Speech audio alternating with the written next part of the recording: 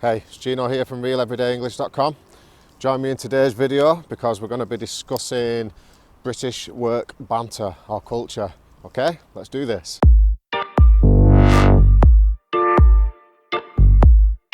As always, happy Sunday. Welcome back to the channel. It's a pleasure to have you, and it's a pleasure to be helping you with your English once again.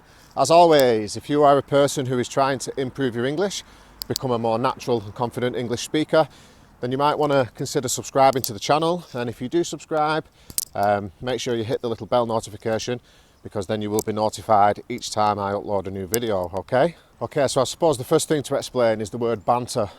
Banter's it's a slang term that we use here in Britain. When you say that people are having banter or work banter, it means basically that you're making fun of each other, but in a joking way, okay? So work banter is when you're at work, you make fun out of each other or take the mick out of each other in a nice way, joking way, just as a way of getting through the day, or as we say in British English, having a laugh. Another thing to mention is that this is extremely colloquial, okay? I don't think there's another video on YouTube that describes these kind of phrases that we have here in Britain. These are the kind of things that you will hear people say to each other in the work environment. So this video is particularly of use if you are someone who is coming to the UK because you want to work here, you want to get a job and work here for a little bit, then it's going to be of particular use to you. But also, even if you're not planning on coming to the UK and working, it's still going to be an interesting video for you, and it's still going to be very fruitful. So let's do this. Okay, so the first one I've got for you is there's more work in a sick note. Okay, there's more work in a sick note. And what a sick note is a sick note is a document that you get from your doctors when you're unwell. Okay, so let's say, for example, I have a job working in a warehouse. I feel unwell, so I go to the doctors and the doctor gives me a sick note for a week. Okay, so with the sick note, this piece of paper, I can then give that to my employer and I'm off work for a week, okay? So when we say that there's more work in a sick note than in someone, it means that people who are at home on sick do more work than this person does when they're at work. So to give you an example, if I'm working with someone and they say to me, "Oh, I'm tired today, I've worked too hard," and I say, "You've worked too hard? There's more work in a sick note, mate, what are you on about?" You're going to notice as we go through these that quite a lot of them have something to do with people not working hard. Okay, because that's our favourite thing to take the mickey out of people for here in the UK. So the next one I have for you is it's the word P45, okay?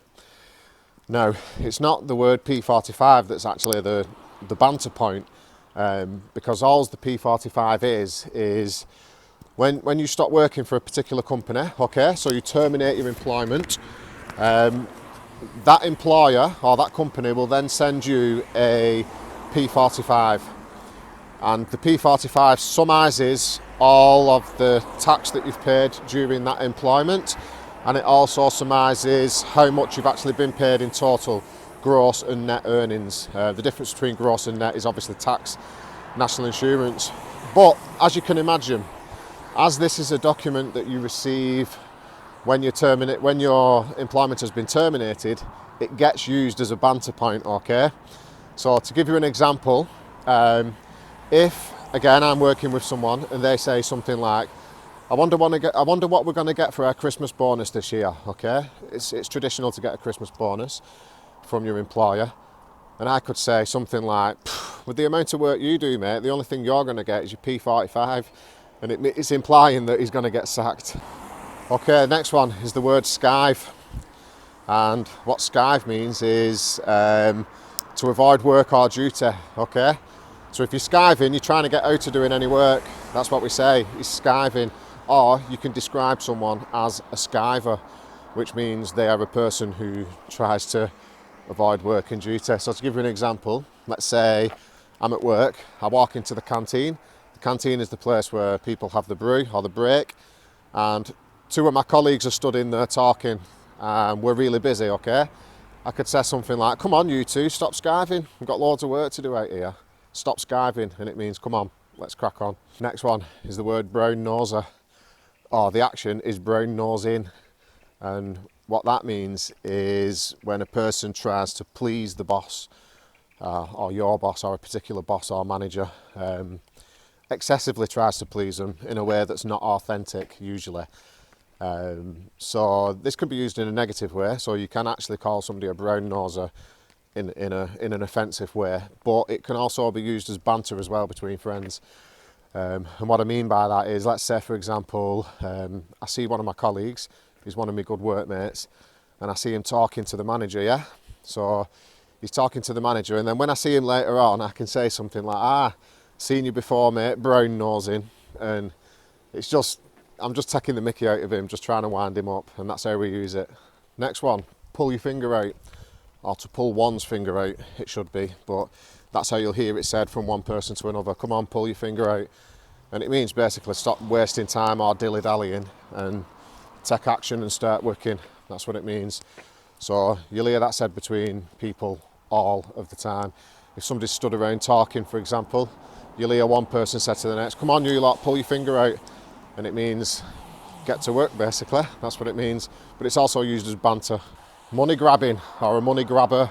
So you would describe someone as a money grabber, or you would say that someone is money grabbing to express the action of actually doing this particular thing. And when somebody's a money grabber, it usually implies that they're always doing overtime, okay? Overtime is extra work at the weekends and at evenings, which is beyond your normal contractual hours. This next one's not necessarily a banter point, but it's something that you'll hear all the time, okay? And it is job and knock. And what that means is that as soon as you've done all the work there is to do, you can go home, usually implying that you're going to get an early finish. Let's say, for example, you work in a warehouse and you go on a shift, and the shift is 6 till 2. That means you're not going home until 2, no matter how much work you do, okay? But, for example, if you go in and there's 3 pallets of things to stack and wrap and put on the wagon and that's it, you can go home. We can say something like, come on lads, let's get this smashed off because it's job and knock, and it usually implies that it's going to be an early finish, yeah? That's it for this week's video, people. Well, today's video, should I say. I hope you enjoyed it. If you did enjoy it, please share it far and wide. Please let me know what you think about these kind of videos, because these are, this is really colloquial things, and there are massive videos on YouTube about basic English and English grammar rules and all that. So I think that making these kind of videos is somewhat useful, but you people are to be the judge of that. So please let me know what you think. Do you like these videos? Do you like the fact that I don't talk with received pronunciation and I actually teach you things that you will hear in the street, in the work setting here in the UK? Let me know what you think. Until the next video, ciao for now, peace and love, bye bye.